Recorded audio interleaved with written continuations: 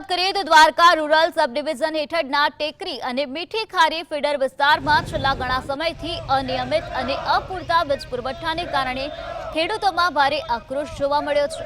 હાલ ખેતીની મહત્વપૂર્ણ સિઝન ચાલી રહી છે અને વરસાદ ખેંચાતા પાક બચાવવા સિંચાઈ જ એકમાત્ર વિકલ્પ છે, ત્યારે જ વીજળી ગુલ થતા ઊભો પાક બળી જવાની ભીતિ સેવાઈ રહી છે।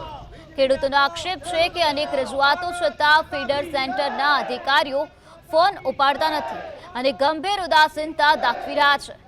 લોકપ્રતિનિધિઓએ પણ તંત્રને આડે હાથ લેતા ચીમકી ઉચ્ચારી છે કે જો આ ગંભીર સમસ્યાનું તાત્કાલિક કાયમી નિરાકરણ લાવીને પૂરતો વીજ પુરવઠો શરૂ કરવામાં નહીં આવે તો આગામી દિવસોમાં ખેડૂતોને સાથે રાખીને લોકશાહી ઢબે ઉગ્ર આંદોલન છોડવામાં આવશે, જેની સંપૂર્ણ જવાબદારી સંબંધિત વિભાગની રહેશે।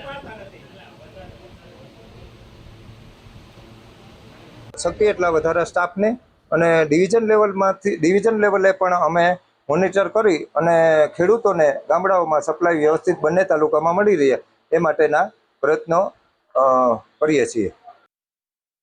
નહીં, અમે રેગ્યુલર મેન્ટેનન્સ અમારા કોન્ટ્રાક્ટરને અમારા માણસો દ્વારા મેન્ટેનન્સ કરવામાં આવતું હોય છે, પણ હાલમાં આપને બધાને ખ્યાલ છે કે પવનની છેલ્લા 3-4 દિવસથી પવનની સ્પીડ અતિશય છે, જેને હિસાબે કોઈ જમ્પર કોઈ ઝાડ અડતું હોય એના હિસાબે ખોટનું પ્રમાણ વધારે છે।